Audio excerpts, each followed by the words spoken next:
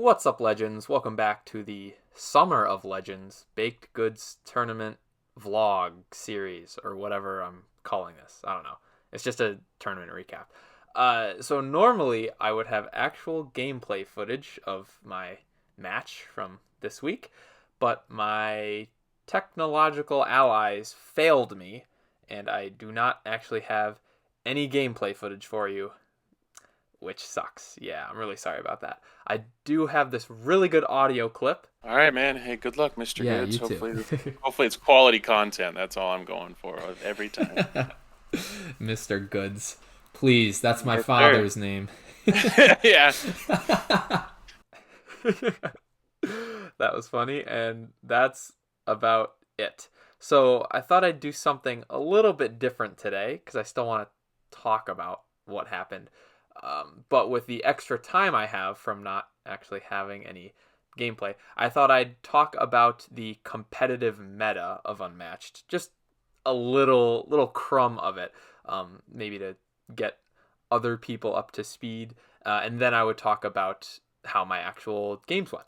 Now, for the actual competitive meta discussion, I am by no means claiming to be the most knowledgeable person on this topic. I am definitely not, but I know a little bit of things just from the nature of this channel, and I think the main topic I want to talk about today are the big three. Now, the big three are Medusa, Bigfoot, and Sherlock Holmes. They're called the big three because they are very often referred to as the best three fighters in all of Unmatched. And that basically just boils down to them having really, really good matchups with a majority of the other fighters in the pool. Basically, if your opponent was playing a completely random hero and you could pick any hero to beat them, picking one of these three heroes would give you the best chance of beating their random pick because these heroes have the best matchups, and they kind of don't have specific hard counters generally. There are a few that are popping up as people figure out how to optimize play against them, but for the most part, they're not easily countered, and they have really good matchups against most of the other heroes in the game, which is why they are the big three. I wanted to break down each of their decks and talk about specifically why they're so good and some of the factors about that, because I think this is important for dissecting why they're good instead of just saying they're good, because it might not be inherently obvious as to why they are so dominant. So I'll talk about each of them and each of the different categories here on the screen, and basically starting with their stats. They all have 16 health, which is actually a really funny coincidence, but this is above average. The average hero health right now is about 15, and even having 16 health, 1 point higher, it doesn't seem that good, but generally the hero healths range from 18 to 13, and there's only like one fighter right now with 18 health, one with 17, and like probably five with 16. So being in the upper echelon of like health percentiles is still really good, even though it's only one hit point above average. And in this game, every health point matters. You can win with 1 HP, you can win with 7 HP, but just having one is all that you need. So having a nice big health pool, at least for their hero, is really, really good. Medusa and Bigfoot are move 3 heroes. Sherlock is move 2, and move 3 is very, very good. Mostly because if you maneuver away from a move 2 hero and they want to hit you that turn, they have to boost their movement in order to hit you. That's awesome. Especially if you double maneuver away as a move 3 character. That's 6 spaces. A move 2 character would have to boost with a 4 to hit you on their turn, unless they just double maneuvered towards you, preparing for a future turn. But that's just insane mobility, and especially early on in Unmatched, I don't think the developers realized like how good or how much better move 3 was than move 2, which is why they started making less move 3 characters now.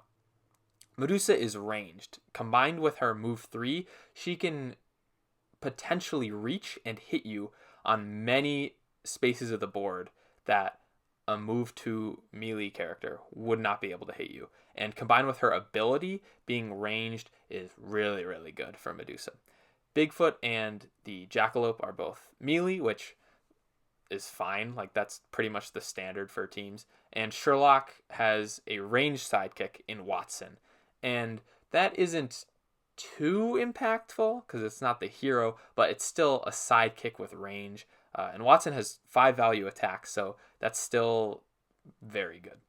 Medusa's ability deals 1 damage at the start of her turn to any opposing fighter in her zone, which means for a ranged hero, she'll sit in the back of a zone, put her sidekicks in front of her, and if the enemy hero wants to hit her or one of her characters, they're probably going to have to maneuver in and attack and end their turn in the same zone, which makes attacking Medusa very punishing because you're going to take 1 point of damage at the start of your turn. And that is especially punishing against melee heroes because there's really nothing they can do about it.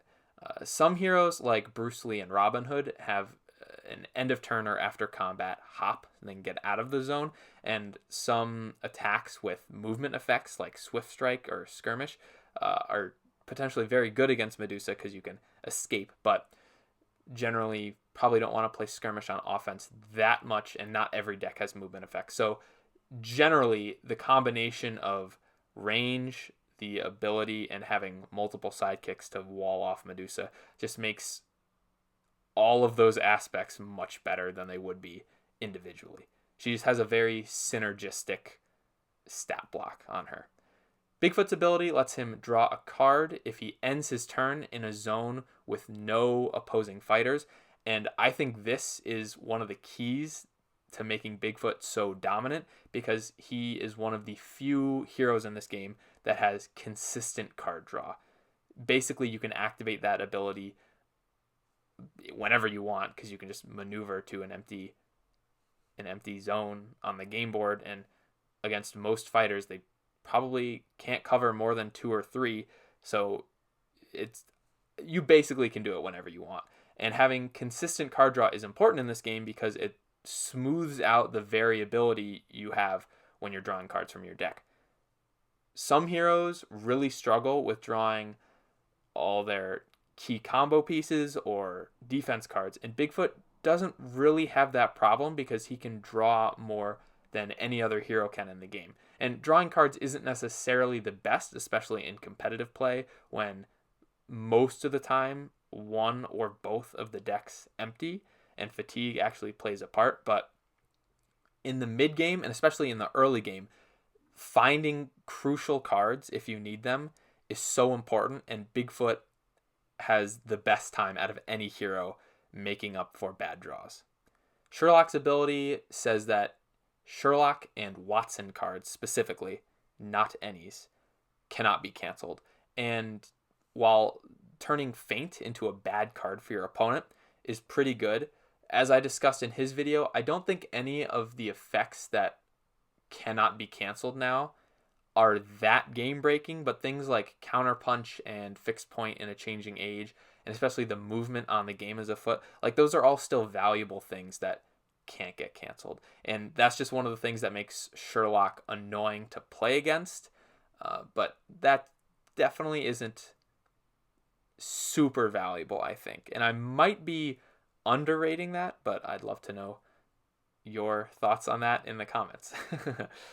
Now, the main thing that makes Medusa so deadly is Gaze of Stone, which is a 2-value attack that says if you won the combat, deal 8 damage to the opposing fighter, which is just an insane amount of damage because if you actually get the effect off, in total, you're dealing 9 or 10 damage to your opponent, which that's probably game in most cases. So you have to block all of Medusa's attacks with at least a 2-value card. So you basically can't play regroups against Medusa, which normally you don't want to do, but sometimes if you don't draw enough defense cards, you play regroup on defense, but you can't do that against Medusa. And that's one of the things that makes her so scary is you have to respect every attack she throws at you. Otherwise, you could just lose. Bigfoot has a bunch of high value attacks. He has a ton of 4s. Momentous shifts can be 5s, and he has 3 larger than lifes, which are always 6s. Those are basically a guaranteed 2 damage against any block card your opponent plays, because most of the time the highest value you can block is a 4. Most decks can't really block 5 or 6 damage, so Bigfoot just has a ton of damage output from his attacks. And yeah, while you kind of have to respect his attacks too, they're not as deadly as Medusa. If you block a larger than life with a regroup, you're taking 5 damage. If you block Gaze of Stone with a regroup, you take 9. So there certainly is still a need to block all of Bigfoot's attacks, but it's nowhere near as deadly as Medusa is. And Sherlock has 4 5-value attacks, and while that's nowhere near the amount that Bigfoot has, you still, you get some damage off of that as Sherlock throwing those out. Now, in terms of block cards, Medusa and Sherlock, for the most part, can consistently block 3 damage, which isn't bad by any means, but it's certainly not great. Medusa has 3 copies of Hiss and Slither, which are 4-value blue cards that make your opponent discard a card after they attack you, which are very good block cards, but for the most part, she's only going to be able to block 3 damage. And Sherlock, all of his cards are 3s, but we'll talk more about his block cards in a second. Bigfoot has Hoax and Skirmish, and It's Just Your Imagination, so he just has a ton of 4s and 3s, but good 3s to block with, and some decks will actually have trouble hitting over those cards to actually deal damage to him. Medusa has 3 feints, which is the normal amount, so while that's not bad, it's just nothing special. Bigfoot with his 2 copies of It's Just Your Imagination, which are the blue 3-value cards that are feint, essentially. 5 cancels is really good, especially against effects-oriented decks like Sinbad. That's why the Bigfoot-Sinbad matchup is not unwinnable for Sinbad, but it's really hard because being able to cancel at most 5 voyages is kind of insane. And Sherlock, he has less consistent cancels because he has things like Elementary in addition to his feints, which you have to make a correct prediction in order to get the cancel, but sometimes you do it. And Elementary also nullifies the value of your opponent's card, so it's even better than It's Just Your Imagination if you can predict it right. You also have Deduce Strategy, which reduces the value of your opponent's card to its boost value, which against cards that can't change their value will essentially block all of it most of the time.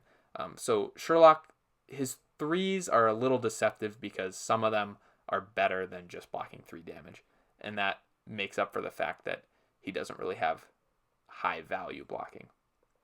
Medusa has her Harpies. She has 3 1-health sidekicks, and they're definitely pretty good as far as sidekicks go because, like I mentioned earlier, you basically wall off your hero for your opponent so that they have to get through your Harpies, and your Harpies have cards like Clutching Claws, which, yeah, they're going to die after they block with it, but your opponent's going to have to discard a card in order to get rid of the Harpies, which is just another nuisance to throw at your opponent. So while they're certainly nothing special, they only have 3 copies of Clutching Claws, which are a 3-value versatile, and 2 copies of the Hounds of the Mighty Zeus, which is a 4-value versatile that lets you move all your Harpies 2 or 3 spaces. It's just annoying to get through all of them because they can block 4 damage if they need to, or they can make you discard a card when you attack them. So it's certainly added pressure for your opponent to actually kill your sidekicks. The Jackalope is good for Bigfoot because the Jackalope has access to lots of any cards in Bigfoot's deck. Hoax, Skirmish, It's Just Your Imagination, Momentous Shift, Feint, Regroup, Disengage. Those are all cards that both Bigfoot and the Jackalope can use, which means the Jackalope is almost as powerful as Bigfoot is. They can block with all the same cards, so it's very easy to keep the Jackalope alive. And the only cards that Bigfoot can play that the Jackalope can't are Savagery and Larger Than Life. So while, yeah, having access to the two best attacks in your deck, or I should say, the Jackalope doesn't have access to the two best attacks in your deck, it still has access to a lot more cards than some other sidekicks do, and that makes him very useful. Maybe not super powerful, but extremely useful, and that's why the Jackalope is really good, because it's pretty easy to keep him alive in order to use all 3 copies of Jackalope Horns, which is 6 direct damage to your opponent from schemes, which is what we're going to talk about in a second. But it's just the Jackalope is very useful to Bigfoot because it's very easy to keep him alive, and he can use a lot of the same cards that Bigfoot can. And Sherlock's sidekick Watson has 8 health, which is very good for a sidekick. The average is like 7, but 6 health sidekicks are getting easier and easier to kill, and they're making 9 health sidekicks now. And so having 8 health used to be the golden standard, but it's very, very beefy of Watson to have 8 health. And Watson provides healing for both him and Sherlock, which just gives added sustain to health dials that are already pretty big for the average. And like I said before, Watson has 2 5-value attacks, and the healing he provides, he gets 2 points for himself and 4 points for Holmes if he plays all the cards. But Watson is also very useful, even though there's only 6 Watson specific cards and he doesn't have that many good block cards. It's just what he does provide is very impactful in the game. All 3 of these heroes have scheme damage. Medusa has 2 copies of Momentary Glance, which is just 2 damage to a fighter in her zone, and only 2 copies of that, so it's 4 damage total, but that's still nothing to scoff at, because 4 damage is at least a quarter of most hero health totals. And while you can use that card, Momentary Glance, to boost your second shot, the option of dealing 2 or 4 damage is still there, and that's not negligible. Bigfoot, like I said, has 6 damage through Jackalope Horns, which you can get at least 2 copies off pretty consistently because it's easy to keep the Jackalope alive, like I mentioned. And Sherlock has Confirmed Suspicion, Master of Disguise, and I think that's it. So he can very regularly deal, I don't know, maybe like 10 damage from his schemes, which is awesome, and then he just finishes you off with his 5-value attacks. Medusa has 6 non-random discards, meaning that your opponent gets to choose what cards they discard, which, while they're probably just going to yeet out bad cards, you're still making them use cards to... Let me rephrase that. The cards that have your discard effects on them, you'll generally use as blocks. Hiss and Slither and Clutch and Claws for your Harpies. You're generally going to use both of those cards as blocks, which basically means there's an added cost for your opponent to attack you, because, yeah, they'll attack you, maybe get some damage and maybe kill your Harpies, but they have to discard a card as well. So you're making them basically throw out 2 cards to maybe deal damage to you, and that is just annoying. Some decks without card draw just have an awful time against you, especially if they don't have any bad cards in their hand to actually discard. It's another thing that makes Medusa really annoying. Bigfoot doesn't have any discard effects, which isn't really a weakness because most decks don't. And Sherlock has probably the best discard effects in the game. He has Confirmed Suspicion, which is a non-random but not forced discard. It's what I called a forced choice in my video on Sherlock. And he also has 2 copies of Eliminate the Impossible, which Sherlock gets to look at your hand and then choose something for you to discard, which is absolutely filthy. That's the most powerful discard effect in the game. That, not the specific card, but that effect, besides the sight, which is 2 cards out of your hand. It's absolutely gross. We're going to talk more about the discards in a second when I talk about the combos each of these fighters have. Medusa has the second shot, gaze of stone, or momentary glance combo. Basically, she can use 2 cards to attack you with a 7 if it's not canceled. And most of the time, that'll deal 3 or 4 damage, which is pretty good. That's more consistent damage than you get from just playing Gaze of Stone straight up. It's very good. Bigfoot doesn't necessarily have any combos. You can do things like Crash Through the Trees, Jackalope Horns into Momentous Shift, but that's just, it's a step up above maneuvering and then throwing out a Momentous Shift. Like, it's nothing special, but it's, I guess, yeah, it's, I don't know. It's a weak combo if you want to call it a combo. It's not as powerful as Medusa or Sherlock's combos. Speaking of Sherlock's combo, I think the Eliminate the Impossible, Confirm Suspicion, where you get to look at your opponent's hand, make them discard a card, and then confirm suspicion with knowledge of their hand to make them discard another card and then take damage. That's probably the filthiest, most disgusting combo in the game. I think, I said this in my Sherlock video, I think Eliminate the Impossible makes Sherlock's deck like egregiously broken. Not that it's broken, but like that, the combo that Eliminate the Impossible gives you access to is just, oh, it's really good. And that's the combo that makes Sherlock so good, because he can do that twice per game and potentially just disrupt your hand into oblivion. So that's my in-depth breakdown for why Medusa, Bigfoot, and Sherlock Holmes are all in the big 3, why they are the best 3 heroes in the game. More on that in a second, but generally their stats, abilities, and decks let them consistently perform at a higher level above every other hero in the game. So they truly are unmatched. I'd love to know what your thoughts are on this, mostly because I'm afraid I'm missing something. So if you have any insight to add on another aspect of these heroes that makes them good, please let me know in the comments, and I'd love to find that out. So I mentioned that these heroes are probably the best 3 heroes in the game, and that's because there is some shakeup in the meta.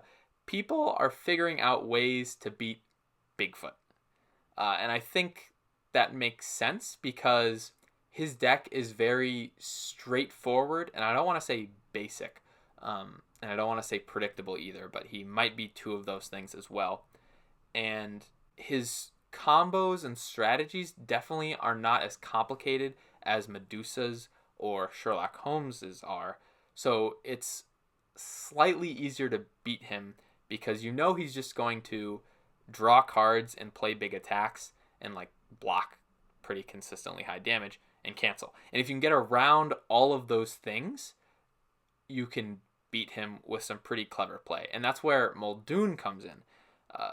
Muldoon, or InGen, I'm going to call him Muldoon just because, damn, he's iconic. I think Prospero was the one that really started this movement in the last tournament, but he played Muldoon and I think solidified him as elite status. He's probably the 4th best fighter in the game, if not a new member of the big 3. But people have been using Muldoon to beat Bigfoot, which actually happened in my match, as you'll see, because you can keep Bigfoot away from you as Muldoon, and you can make him waste his big attacks on your InGen workers so that Muldoon generally remains unscathed. And if you can just completely shut Bigfoot down away from you, you'll just survive till the end of the game. So Bigfoot may not be as good anymore, especially with new sets coming out with heroes kind of designed to beat him. Like, I'm pretty sure both Beowulf and Little Red are like kind of decent against Bigfoot. I know there's probably heroes in future sets that are good against Medusa and Sherlock too, but Medusa has a bunch of annoying synergistic things going on in her deck that makes it very annoying to try and attack her, which most heroes in the game are melee. They're going to have a really hard time doing that. And Sherlock, when played by an experienced player at a high level, is damn near unstoppable in some games. So they're both just a little bit harder to beat than Bigfoot. And people have maybe cracked the Bigfoot code sooner or earlier than they will the other two.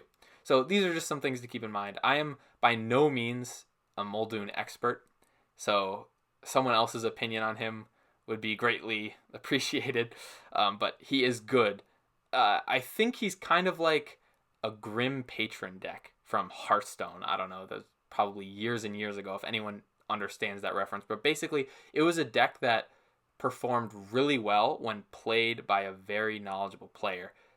And even though it was dominant at like the upper levels, when less experienced players tried to do it, they just lost horribly because they just like couldn't pilot the deck well.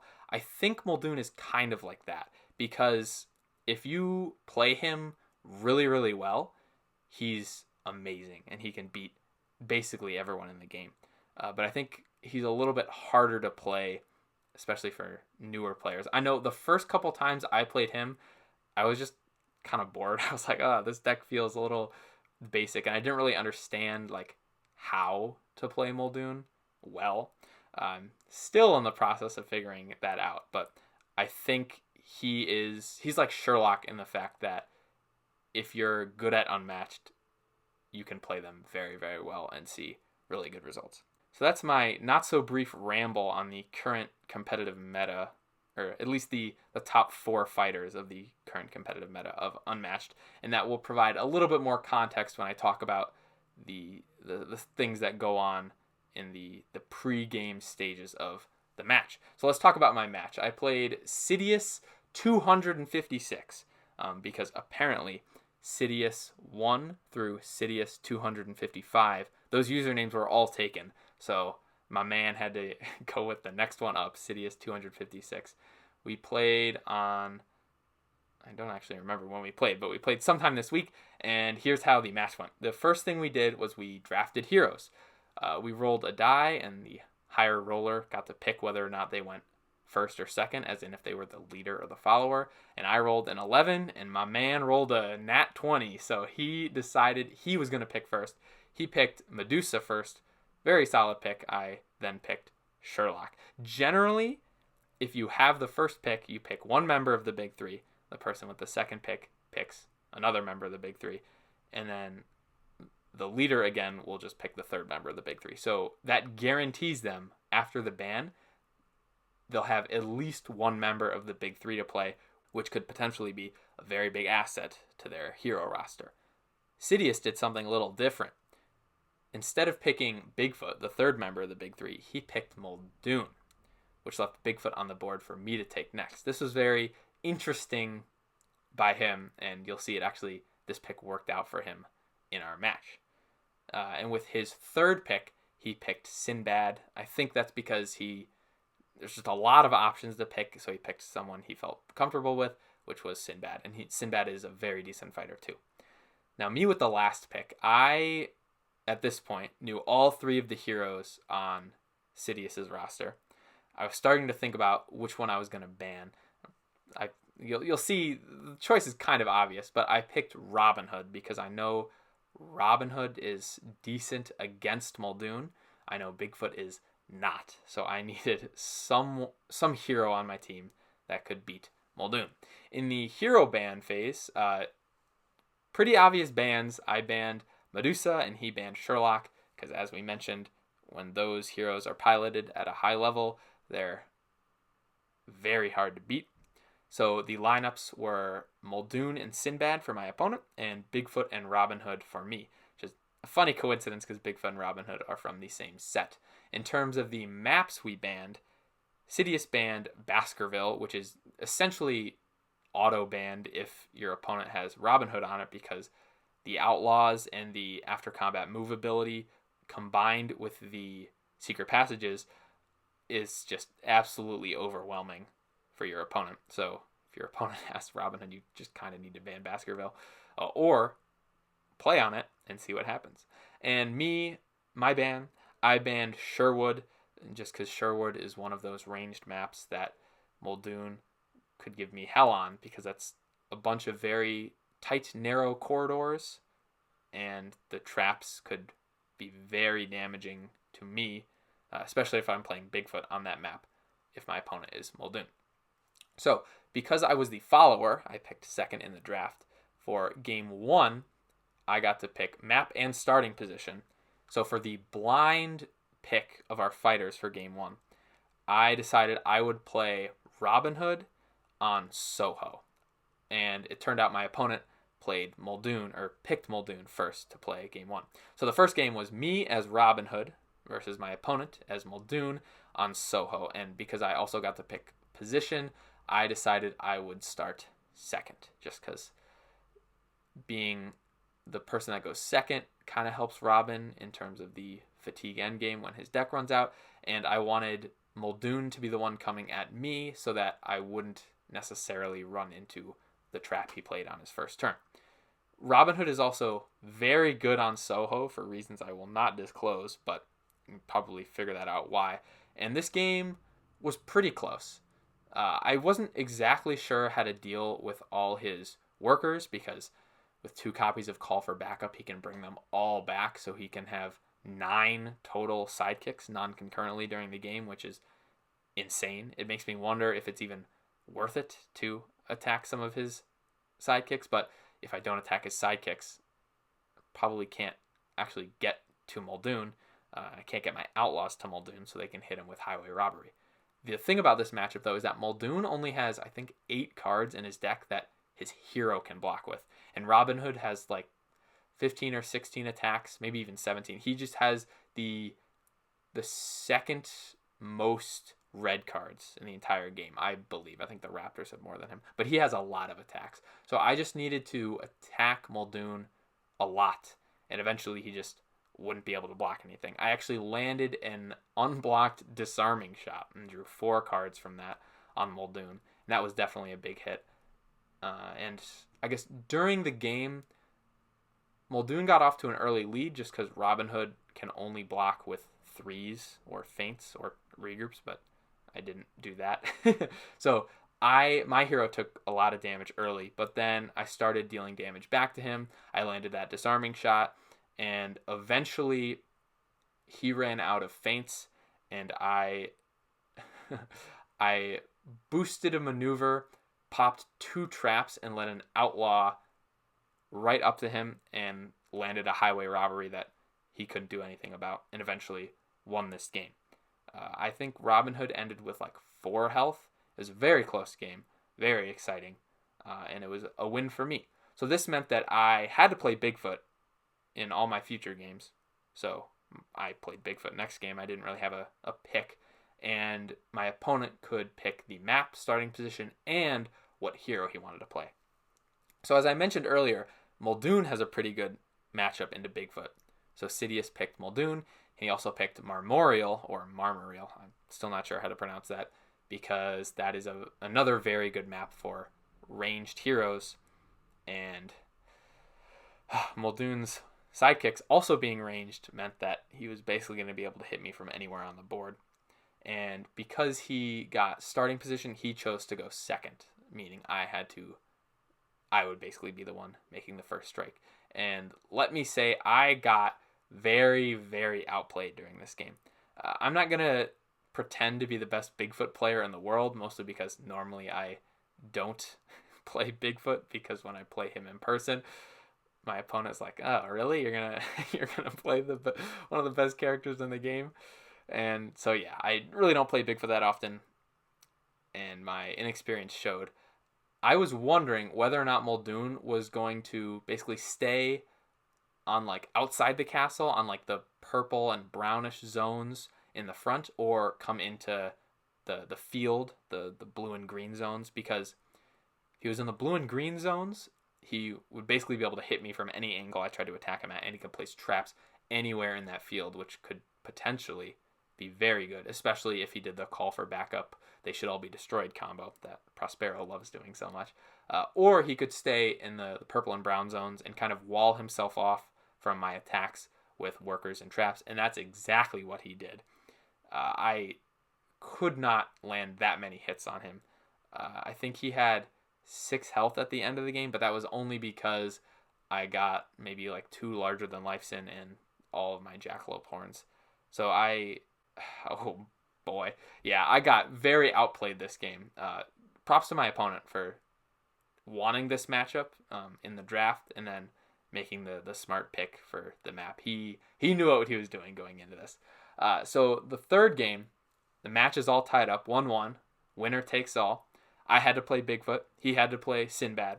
And because I lost game 2, I got the map pick and starting position. So this is where I did something very, very intentional. I wanted to play on Yukon because I know that Sinbad is one of the fastest characters in the game, if not, no, he is. He is the fastest character in the game, especially with his voyages pumped up. He is the move infinity character, as I like to call him. He can catch me all day, even though I'm a move 3 character. So what I wanted to do is eventually get into a late game position where I could block Sinbad off with the Jackalope on the death loop, because it's just too many spaces to go all the way around. So Sinbad would have to chew his way through the Jackalope in order to get to Bigfoot. And like I mentioned before, Jackalope has access to all the same block cards that Bigfoot does. So he has a lot of durability, even more than his 6 health points would suggest. So I chose to go first this game because I wanted to kill the Porter so that it was just Sinbad alone on the board. And this game was probably one of the most entertaining like first 5 turns ever. I basically moved in, I attacked the Porter turn 1, and I actually killed him turn 2. All 6 regroups, so 3 from each deck, were all played, I think, by like turn 3 or 4. It was amazing to see. I know the first turn, I think I attacked the Porter with a Savagery, and he blocked with a regroup. So I dealt, what's that? It's 4 damage to him? Yeah. And then the second turn, my first attack was with a regroup that was unblocked, so I got to draw 2 cards from that. And then I attacked him again to finish him off, and he blocked with a regroup. So those are 3 of the regroups gone, and then the other 3 just got played by the first 4 turns. It was absolutely incredible. I think the last one was played when my opponent Sinbad attacked Bigfoot, and I thought about this. I was like, what kind of Sinbad is this?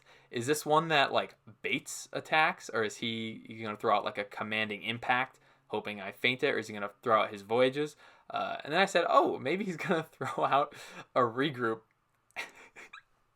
And I remember having like a regroup in my hand to block with, or like a good block card. And I was like, I don't really want to waste a good block card on this. I'm going to block with a regroup, which could be a risky strategy. And he played a regroup, so I actually won the combat with it and got to draw another 2 cards. It was crazy. What happened was I ended up pinning him inside the death loop. Bigfoot was on like the inside, then Sinbad, and then Jackalope was at the top by the second player starting point. And I did this so that like he basically couldn't run away from me. And whenever I needed extra cards or I needed to draw a block card, I would just move Bigfoot further into the loop to a zone that Sinbad wasn't in so that I could use his ability. So we eventually shifted up the right side of the map over to the top as slowly Sinbad started moving back towards Bigfoot to attack him. And then the Jackalope would constantly move back to like fill the gap between him.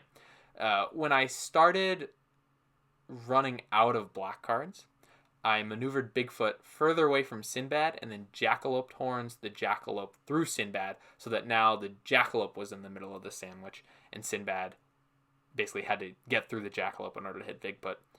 And this strategy worked out very well for me. I saved my feints for Bigfoot for the late game.